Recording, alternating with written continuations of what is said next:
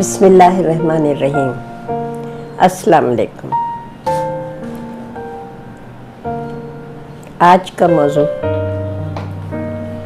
وہ یہ ہے، کیا بانجھ پن گناہ ہے؟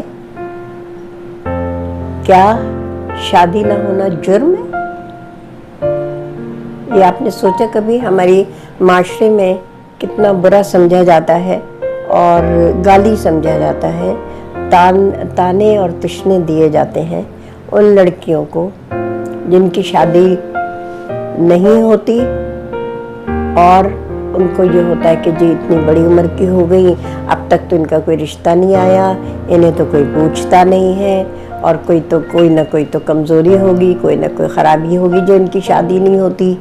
تو دیکھیں، ہم نبی پاک صلی اللہ علیہ وسلم کی زندگی سے آپ کو یہ بتاتے ہیں کہ جو بی بی خدیجہ رضی اللہ تعالیٰ عنہ تھیں، ام المومنین، اور وہ 40 برس کی تھیں جب ان کی نبی پاک صلی اللہ علیہ وسلم سے نکاح ہوا۔ وہ 25 سال کے تھے، اور ان کی شادی جب تک رہی، جب تک بی بی خدیجہ رضی اللہ تعالیٰ عنہ جو ہے جب تک حیات رہیں، نبی پاک صلی اللہ علیہ وسلم نے کسی سے شادی نہیں کی، دوسری شادی نہیں کی، اور بی بی خدیجہ رضی اللہ تعالیٰ عنہ سے، ام المومنین رحمۃ اللہ علیہ سے جو ہے رضی اللہ تعالیٰ عنہ سے 6 بچے جو ہیں اللہ تعالیٰ نے وہ نوازے۔ تو آپ یہ دیکھیے کہ اتنی بڑی عمر میں شادی ہوئی اور ان کی اولاد ہو گئی۔ اس طرح اگر طلاق ہو جاتی ہے کسی کو، لڑکی کو شادی کے بعد اگر طلاق ہو جاتی ہے تو وہ تو معاشرے میں ایک گالی بن جاتی ہے، اور ارے ان کی لڑکی کو طلاق ہو گئی، پتہ نہیں کیا کیا ہوگا، پتہ نہیں کیسے کردار کی ہوگی جو اس کے میاں نے اس کو طلاق دے دی، اس کو سسرال نے اس کو طلاق دے دی۔ تو کسی کی ہمیں کردار کشی کرنے کا کوئی حق نہیں ہے، کسی پہ انگلی اٹھانے کا ہمیں حق نہیں دیا گیا ہے۔ اور آپ یہ دیکھیے کہ نبی پاک صلی اللہ علیہ وسلم رحمۃ للعالمین محبوب خدا، ان کی 2 بیٹیوں کو طلاق ہوئی۔ ابو لہب نے اپنے 2 بیٹوں سے رشتہ مانگا تھا، اسلام سے پہلے کی بات ہے، تو ان دونوں کو طلاق ہوئی۔ تو جب نبی پاک صلی اللہ علیہ وسلم سے بہترین انسان اس دنیا میں کوئی نہیں ہے، جب ان کے ساتھ ایسا ان کی بیٹیوں کے ساتھ ہو سکتا ہے تو کسی کی بیٹی کے ساتھ بھی ہو سکتا ہے، اس میں کوئی عیب نہیں ہوتا۔ کوئی نہ کوئی وجہ ضرور ہوتی ہے، لیکن عیب نہیں ہوتا، لڑکیوں میں کوئی وجہ ہوتی ہے۔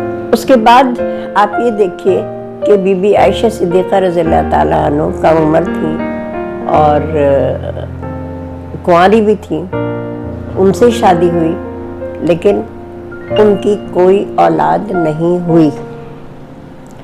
تو ان کو کیا، نعوذ باللہ، استغفر اللہ، میرے منہ میں خاک، ان کو ہم بانجھ کہہ کے برا سمجھیں گے؟ ایسا تو نہیں ہے۔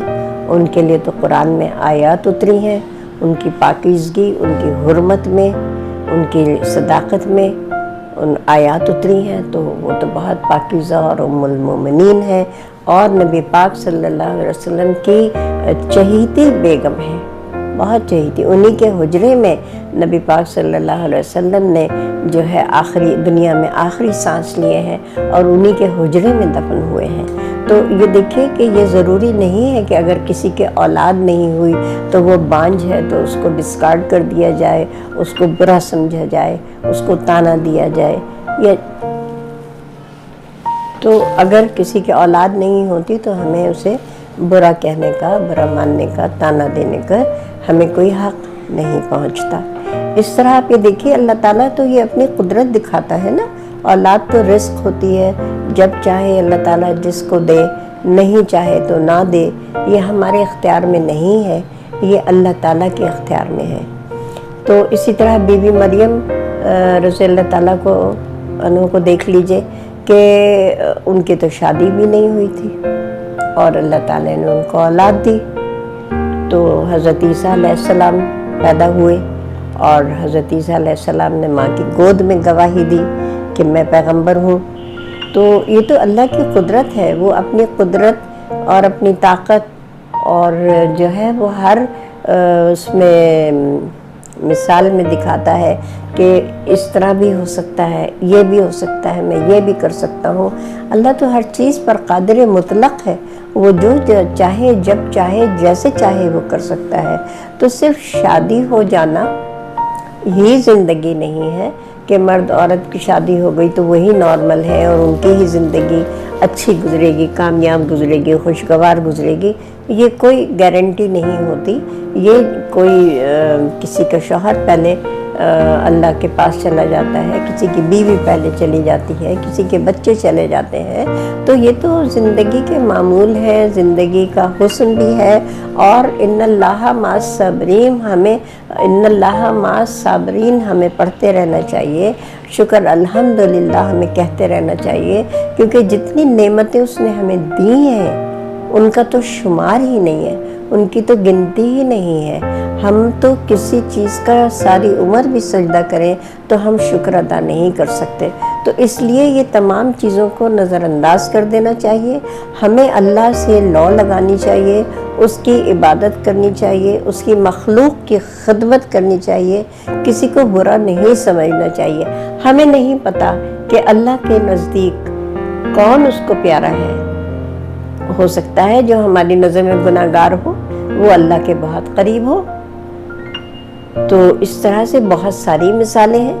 آپ بابا بلے شاہ کو ہی دیکھ لیجئے کہ بادشاہ نے ان کو تو جب میت جب ان کی ہو گئی، انتقال ہو گیا، تو انہیں کچرے میں پھینکوا دیا، ان کو دفنانے تک کی اجازت نہیں گئی، اور انہوں نے عیسائیوں نے، بھنگیوں نے جو تھے انہوں نے ان کو وہاں سے اٹھایا۔ تو یہ ہمیں نہیں پتہ اللہ کے نزدیک کون ہے اور کون نہیں ہے۔ تو کسی کی حالت کو دیکھ کر ہمیں اس کے ایمان اور تقوی کا فیصلہ کرنے کا ہمیں حق نہیں ہے۔ یہ اللہ بہتر جانتا ہے کہ کس کو کیا دینا ہے، کب دینا ہے اور کس سے کیا لینا ہے۔ یہی زندگی ہے اور یہی زندگی کے راز ہیں۔ ہمیں صرف شکر ادا کرنا ہے، قناعت ہمیں کرنی ہے، اور ہمیں عبادت اللہ کی کرنی ہے اور خدمت اس کے مخلوق کی کرنی ہے۔ وہ شاعر نے کیا خوب کہا تھا کہ